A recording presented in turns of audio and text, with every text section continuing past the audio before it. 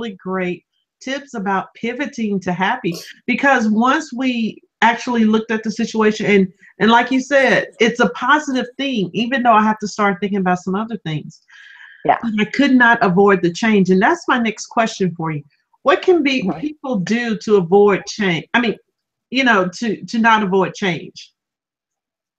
To not avoid it or to avoid I'm it? sorry, what can people do to avoid change? Nothing. I mean, there was I'm not even going to try and pronounce this Greek philosopher's name because I'm afraid of what will come out of my mouth. But a Greek philosopher, 500 BC, so think about how long ago that was, said the quote, "The only thing that is constant is change." It's something we hear all the time. It's been around for so long. If it's been around that long, it's probably going to be constant. Why you're going to be able to outrun it, Kim Beasley, when nobody has been able to since before 500 BC, because it had to have been going on for him to make this thing. But I'm special. So, yeah, I try and be special on eating and exercise. It's not working for me either. So, things right now are changing so quickly, especially with technology and different things that are impacting our business, that we need to pivot our perspective, as it were, change your perspective about how we feel about change. You're always going to have a gut reaction like you had. You went, oh, like your whole body just kind of contracted and you went, oh gosh, what am I going to do? Yes. But when you feel that, you then have to say, okay, I'm going to breathe into it. I'm going to figure out how to reframe this in my mind and how to make this a good thing. So always be looking for how change is going to help you. Don't look at it as a burden, as more work for you, as more money out of your pocket, as stress. Look at it as, okay, how can I make my world and my employees' worlds, my team's world better? How can I make this awesome? Adopt a mindset that change is going to make things easier. Like I said in the beginning, every change you try isn't going to be fantastic. You're going to have to try things that don't work to get to those things that do work. But if you have a mindset of, okay, what's coming down the pike? What can I change? What can I look at? And how can it help me? And analyze it that way, it can be a beautiful thing. And then you get excited when you hear about a new service or a new opportunity. You're like, okay, good. This is going to be good for me. And your brain will automatically start looking for ways it's fantastic for you, instead of your stomach getting into a knot and causing fear factor 1,000 to go off into your head. Yeah. So, I mean, it's just always looking for new ways to save time, save money, be more productive, have more fun, have more flexibility, all that stuff. When it comes to change, one of the things that I have decided I wanted to do was to embrace it, like you're talking about today. And embracing it as a small business owner is a big thing, because change could mean having to hire a new employee or contractor. So what do you think about change as far as small businesses are concerned? What are some of the things that small businesses or entrepreneurs have to face regarding change? Well, one thing I think small businesses need to do is really kind of step back and look at how much change has happened since Al Gore started the internet. I did some research recently and I discovered that the word internet wasn't even a thing until 1995. Yeah. Now we just take it for granted. Oh, we have the internet, we have this, we have that. But it didn't happen until 1995. I mean, I was out of college. I had a kid by then. I remember taking a computer class in college and he was using shoebox analogies. Well, it's like the information's in this shoebox and then it comes down to this shoebox. And so if we look at all the change that's happened since the word internet came around to what we have available to us now, it is amazing. And all of that change has created amazing opportunities for small businesses. The playing field has been much more leveled. The world is a totally different place. Corporations don't have the monopoly on eyes and ears. It's not like you have to have money to do a Super Bowl ad for somebody to know what you're doing. You can get seen, and there's so many resources and things. So if we look at how much change has helped us and made the world accessible to us in a broad sense, it can help you, again, pivot your mindset and look for change. Like, oh my gosh, all of this has happened and look what it's done for business and small business. What's next? Like what exciting change is going to come next so that we can be found? The end. Wow. That was like an abrupt end to a sentence, but my thought just went. No, I'm just thinking about the things that small business owners go through and the things we have to face on a daily basis and the decisions we have to make. And I think one of the things that wait. Can we pivot that? You're like your energy's going, oh, the things we have to do and the decisions we have to make. How about the things we get to do and the things we get to make? Like it brings you up. It's think about things you get to do and choices you get to make instead of things you have to do. So we just experienced Tara walking me through a pivot.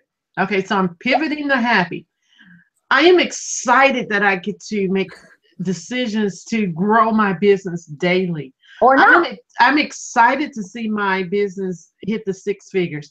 I'm excited to make decisions that I am able to make to better my clients' business. How's that? Much better. Good. And you get to choose every single day. You get to choose. Like, okay, I'm going to choose to look for new ways to serve people, look for new ways to do my things, or I'm going to choose to watch TV. That is also the beauty, especially of being like a solopreneur. You can just be like, you know what, today I'm out. I'm taking a time out. And you know what? That's the beauty of having a team. Last week I was in Google Land, and what I call Google Land is flying out, where Google flies me out to San Francisco or wherever, whatever city they want to fly me to, and I get to spend time with Googlers or people who work for Google, and it was awesome. Now, can I point something out? Yes. You instinctively said you get to spend time with Googlers. You didn't even think to say I have to spend time with Google. Shows that. Thank you for pointing that out. All right, go forward. And it was wonderful because I had input into products, the future of products that they're working on, and I got to learn a lot of things, and it was an awesome experience. And the only reason why I got to do that mainly is because I have a team that's covering for me while I'm away. They took care of everything, so I didn't have to worry while I was gone. And that's one of those things that business owners, especially small businesses and entrepreneurs or solopreneurs, need to take into account. If you want that freedom, if you want to challenge yourself to change and embrace change in your business, be willing to grow your business and add team members. You can either add employees or contractors, but be prepared. It's more, it may be more work to manage them. However, once they get to a point where they understand how your business flows, you can start taking those afternoons off and writing or reading or traveling. So embrace that change. Am I correct? Yeah. And it also doesn't have to be done all or nothing. Like you don't have to go from, okay, it's me doing everything to I have a team.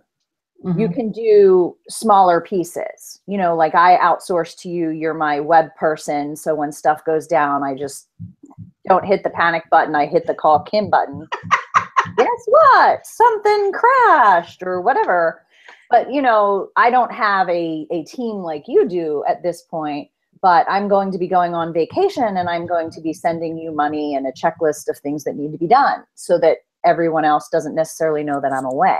And I think I am your team. Yeah. But you're not a full-time team member. Yeah. That's what I'm saying. Like you're not working 20 or 40 hours a week for me. So, you know, there's all kinds of levels to that.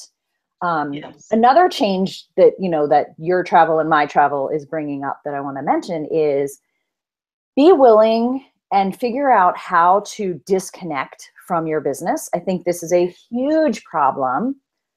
Mea culpa, totally guilty, but it's a huge problem for entrepreneurs, solopreneurs, small businesses, is we have a really hard time not working our business because of all the change that technology has brought us. I mean, I can be watching TV and checking Instagram and checking Pinterest and on Facebook, and my Messenger can be popping up saying somebody wants to talk to you, and Google, my Gmail can be popping up, oh, this person emailed you, and it makes you feel like it's all so immediate. So one reason my husband and I love to go on cruises is because it is the only time I 100% disconnect from my technology. And I've only started doing that the past few years. The first few years I was paying out the nose to do internet on a boat. Have you ever done that? It takes like 7 minutes to get logged on. It's wow. It's like doing the internet in 1995 again. Remember that? Yes. Dial up. You know, so I've made a conscious choice to change how I behave when we go away. And I'm like, I do autoresponders on my emails, and I say, I am lost at sea. That is literally my message. Lost at sea, here's when I'll be found. You can talk to me then. I don't check anything. I don't go check, you know, social media, nothing. Just, and that's beautiful. That's just embracing that change that you are allowing yourself to take, and that's stepping away from your business for a break. Yeah, it's a behavioral change. So we've been talking a lot about tools and technology, but there's also behavioral changes in business. Okay, so I have another question for you. Okay. Okay. I know that some people may go, what? Is all change for the better? No. Why? No, because you have to filter change, because everyone's going to have a different opinion, right? So a different opinion about what changes you should make, how you should run your business, how you should run your life. So you kind of have to decide what makes sense to you. So look at your change options and then decide, okay, this doesn't make sense to me. This does make sense to me. And I'm going to go back to food because it is such a universal, easy to understand. You know, there are so many people offering advice and so many opinions on what kind of food we should eat, how much we should eat, how often we should eat. You know, you go from Atkins that says all protein, get yourself into ketosis, no carbs, you're going to be thin, you're going to be fantastic. And then there's the people that say that will kill you. That is horrible for your body. Do not do it. There's the people that are saying, you know, you have to go all organic, no GMOs, because this is the problem. And other people think it's a big conspiracy theory, and it's not the problem. There's vegan, there's vegetarian, there's fast food junkies. Like there's people that will tell you probably you could, if you look, you could probably find somebody that will say, eat at McDonald's or fast food at least once a day and lose 50 pounds. So if you try and make every change you see, especially if you're online a lot, because you'll see how many will you find in a day if you're looking up, what should I eat? If you try and make every one of those changes, you're just going to be spinning in circles and not getting anywhere. So you really need to analyze what change is going to work. And then sometimes change isn't good for your business because it may be one of those no choice changes that you can't control. I know you and I have talked a lot about this. I think it's really important that a business owns their own website. I have known people who have based their entire website on a social media platform.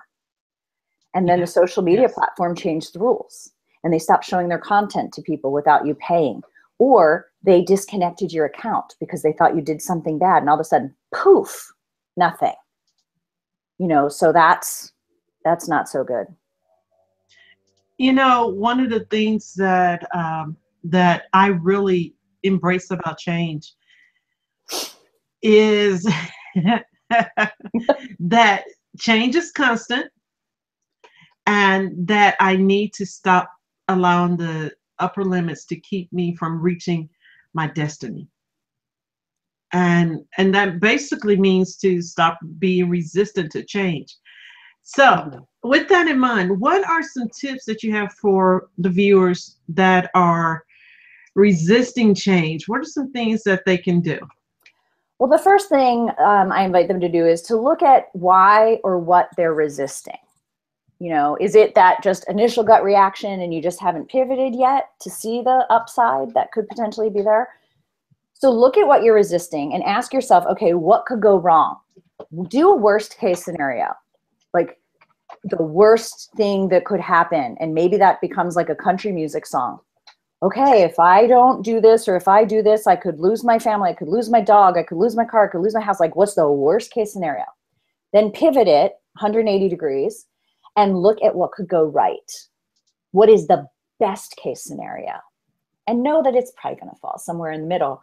So then look at the change and ask yourself, okay, what do I want to happen? So if we're looking at food again, you have all these choices and you're like, okay, well, what do I want to happen? I want to enjoy what I'm eating. I want to be healthy. I want to feel good. And I want to choose something that I can do long term. And that's going to help you decide which change to make, because what tastes good is going to be different for every single person, totally different. And then figure out which change, and then talk about it constructively. So if you don't just panic and stay in the emotion of, oh, this is happening, woe is me, this is happening. And I've talked to so many people where they get into this emotional eye of the storm, as it were. And they're like, oh, this is happening to me. Oh my gosh, this is happening to me. And I'll go, I'm so sorry that's happening to you. What do you want to happen? And they go, oh, I haven't thought about that. Like, well, let's think about an outcome so we can get you out of the eye of the hurricane. Basically, change just is. You can choose to do multiple things with every situation that comes up. The extreme ones being you close your business if you don't like a new regulation that comes along, or you just shift the way you're working. It's how you interpret it, whether you decide it's going to be good for you, it's going to be bad for you, it's going to be neutral, it's really not going to affect you. It's in your mind first. Mm-hmm. And then when you decide, then you can figure out which change is going to get you to where you want to be. Wow. I'm so excited, and we're almost at the end, but before we finish talking about embracing change in your small business or embracing change as an entrepreneur, can you tell or share how people can get in contact with you? And please remember, talk about your podcast. Oh, okay. Glad you reminded me, because I wouldn't have. Well, my website is pivottohappy.com. And there's one link that's really important called free tools. And there's one that says change, which will give you a lot, kind of the questions to ask yourself as you're going through change, if you want to grab that resource. And I also have a podcast, which I have a new episode every Tuesday, where I'm interviewing different people to talk about, how we can pivot to happy, and how different people define happiness and how they create that in their life. And I'm talking to lots of different people, from trainers and how food and exercise affects our happiness, to people that help you work through beliefs and do that pivoting, to business people. I got lots of fun people going to talk about Elf on the Shelf, different activities and traditions that people have in their life that bring happiness and joy in there. So that is the Pivot to Happy podcast. You can find it on iTunes, or there is a link on my website, because you can watch it. You can listen on my website. You can watch it on YouTube. It's on SoundCloud. It's on iTunes. Kind of wherever you want to consume that, you can. Awesome. Thank you so much again, Tara, for tuning in today and sharing about embracing change when you really don't want to. I know, as a small business owner, I fight this. Me too, as you know. Yeah, and one of the books that I definitely want to suggest that people really look into is The Big Leap by Gay Hendricks. It's one of those books that can help you get past the embracing of the change, to get past your upper limits. And also another book. Okay, go on. Another book that you want to check out is Color Me Happy. And tell us why, Tara. Well, it's actually called Color Yourself Happy. Oh, I'm sorry. That's all right. That's all right. It is a coloring book. Coloring books for grown-ups, very hot right now. People are taking their pencils and crayons and markers and saying, you know what, there was a reason I liked doing this as a kid. It's a great stress reliever, and it is a coloring book that I have. You can find it on Amazon. There's links from my website. But every page is about happy. It has the word happy either really big in a quote or hidden a little bit smaller in a design. The idea behind that being, it's kind of like life. Some days your happiness is really easy to find because you're having a fantastic day, and other days you're just like, okay, let me find something to be happy about today. It's over. Okay, that makes me happy. It's over. It's, and then there's 3 arrows. So it's kind of like a seek and find. In every page, there's 3 arrows as a visual, just to remind you to pivot. The other book that I also wanted to recommend, in addition to The Big Leap, is The War of Art by Stephen Pressfield. It is a great book that talks about resistance. And it's super like short and easy, and some of the pages have like 2 sentences on them, but it's just wonderful inspiration and something to go to when you just feel yourself constantly resisting. I like go and grab it and I'm like, oh yeah, okay, that's what this is about. And this is how I can pivot and overcome that. Because resistance is always telling us something. I agree. Thank you so much for joining us today here on the Tipcast. And I'm Kim Beasley, your host. And tune in next time when we will be interviewing another industry leader. Have a great day.